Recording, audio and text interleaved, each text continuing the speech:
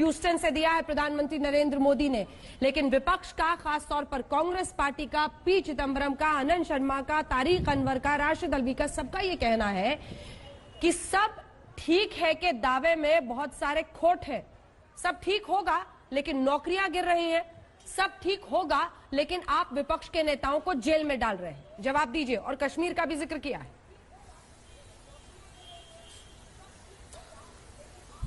देखिए, मेरा यह मानना है कि जाकी रही भावना जैसी प्रभु मूरत देखी तिन तैसी, तो विपक्ष को तो कुछ ठीक नजर आएगा ही नहीं, क्योंकि नजारा कितना भी अच्छा हो, देखने वाले को नजर तो चाहिए। तो कुछ भी अच्छा कर लीजिए, जनता को अच्छा नजर आता है, बाकी सबको अच्छा नजर आता है, प्रगति से आगे बढ़ते हुए। ठीक है, अर्थव्यवस्था की स्थिति है, ग्लोबल स्लोडाउन है, उस कारण से समस्या है। सरकार ने बड़े निर्णय लिए और आप देखिएगा जो कुछ कल था ना, उसका भी एक प्रभाव, उस निर्णय का प्रभाव दिखाई पड़ेगा आगे। जब हमने अपनी कारपोरेट टैक्स को 22% कर दिया है और नई कंपनियों के लिए 15% मैन्युफैक्चरिंग की, तो चाइना में जो स्लोडाउन हो रहा है और मैन्युफैक्चरिंग कंपनियां वहां से हट रही हैं, उसकी प्रबल संभावना है कि उन कंपनियों का अगला सहज स्वाभाविक गंतव्य भारत हो, और जिसमें अमेरिकी कंपनियां भी शामिल हो सकती हैं। मगर खैर, ये सब तो उनकी समझ से बाहर की चीज है। मगर मैं एक बात कहना चाहता हूं, क्या ये दृश्य देख के किसी को समझ में नहीं आता?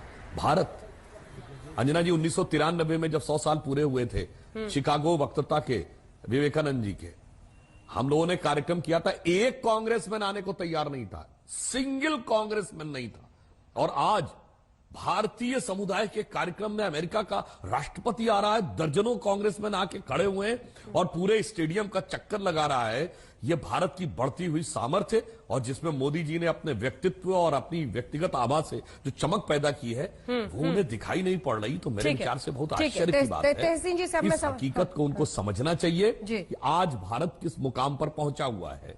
मैं सुधांशु, आप सवाल तो सुन लीजिए। मुझे ये बताइए कि वहां पर मोदी और ट्रंप का दम दिख रहा है, यहाँ पर विपक्ष बेदम क्यों हो रहा है? मतलब कौन सा नुकसान हो गया अगर इतनी बड़ी भीड़? ठीक है सुधांशु जी, बात पूरी कर लीजिए। पूछिए, एक सेकंड, वो एक लाइन पूरी करें। हाँ, जल्दी से एक वाक्य और कह दूं। अंजना जी, पहले के दौर में यहां इस धरन की बातें आती थी कि भारत के चुनावों में दूसरे का हस्तक्षेप है। पुराने लोगों को याद होगा 1977 के चुनावों में इंदिरा जी ने घूम घूम कर अपने चुनावी सभाओं में कहा था कि यह बात बिल्कुल गलत है कि हमने किसी बाहरी दबाव में आके चुनाव करवाए। कहीं सुनने में आया था सीआईए इन्वॉल्व है, कहीं केजीबी इन्वॉल्व है।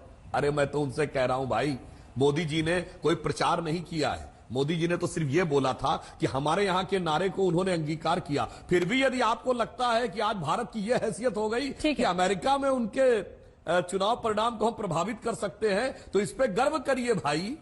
कहां वो जमाना था जब लोग कहते थे कि अमेरिका और रूस के दबाव में भारत के चुनाव परिणाम प्रभावित हो जाते हैं, इंदिरा जी और राजीव जी के जमाने से। हैरान हो रहे हैं आपकी बात पर। यद्यपि वो सत्य नहीं है, फिर भी मैं कह रहा हूं, अगर उनकी बात को सही माने तो